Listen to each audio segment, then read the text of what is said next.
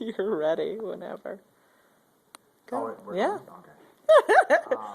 Hi, my name is Aaron Massey, and I am a teacher in an alternative school here in Essex, and I'm also a father of 2 children, and I am a lifelong Star Wars fan, and thanks to Miss Kat Redness, I had an opportunity to come to Brownell to run a Star Wars fan club, which is kind of funny because when she asked me about it, she's like, do you know anybody who knows Star Wars and could come and run a Star Wars fan club? And I'm like, Kat, and I pointed to my bookshelf, which is just laden with Star Wars books, Star Wars games, and other Star Wars paraphernalia, and I said, that would be me.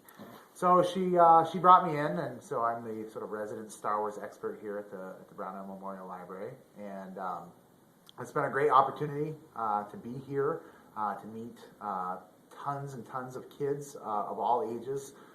That's a really interesting group because we've got kids as young as 3, and we've had adults up into their 30s and 40s, which when we first talked about it, I had no idea what to expect, but that was a really neat sort of outcome.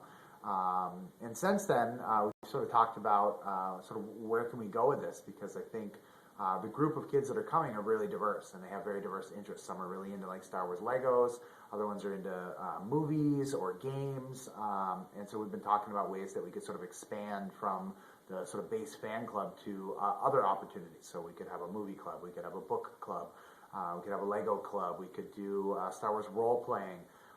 We also talked about going from sort of a once a month format to potentially reaching out in other ways, doing school vacation programming, almost like a Star Wars camp.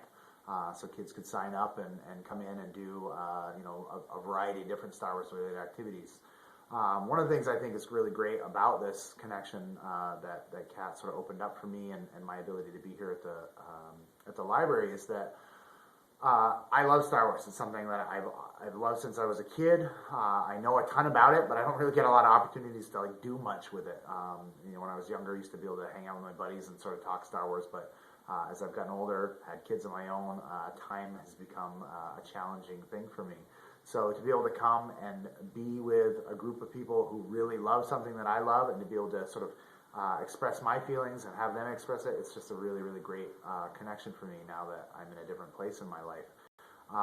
And I think it's also cool because these kids have an opportunity to come to a library where, I think the sort of stereotype is you come to a library, you read books, you check books out, but they're here and they're having a great time, and the hope is down the road, we're going to be bringing in art, we're going to be bringing in music, we're bringing all kinds of different things that will give them opportunities to express themselves and really take comfort in that it's okay to like something, even something like that's a fictional thing like Star Wars, and that there are a lot of other people out there who might like that as well.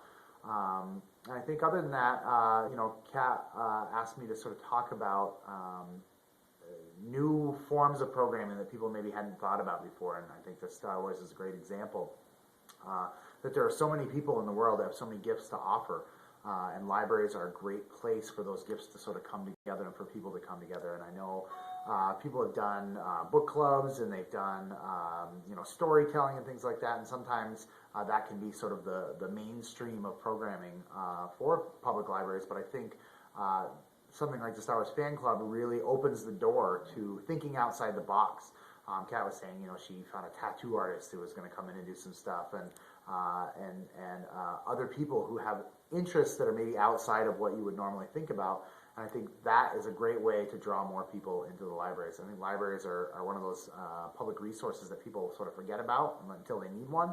But I think if there were more community activities going on that were sort of outside the normal what people would consider the purpose of a library, I think that's going to really make libraries even stronger, and especially moving into the future where books are being challenged by Kindles and online things and all these kind of stuff. To be able to have the public library be a resource, a community resource, a place where people come and meet and gather, almost like like an old school town hall where they have their town hall meetings, and then everybody would come and have dinners together on holidays or whatever the case may be. I think libraries can be a similar resource for the community. So I'm really excited to be here doing the fan club. I'm excited about the future of it and the things that we're going to do to expand and give other opportunities for young people and not so young people. And thanks to Kat, thanks to the Brownell Memorial Library, and I hope this was helpful. I'm available if anybody ever wants to call or email or whatever, text. I can do all that fancy stuff now. So have a great training or a great time together, and thanks for having me via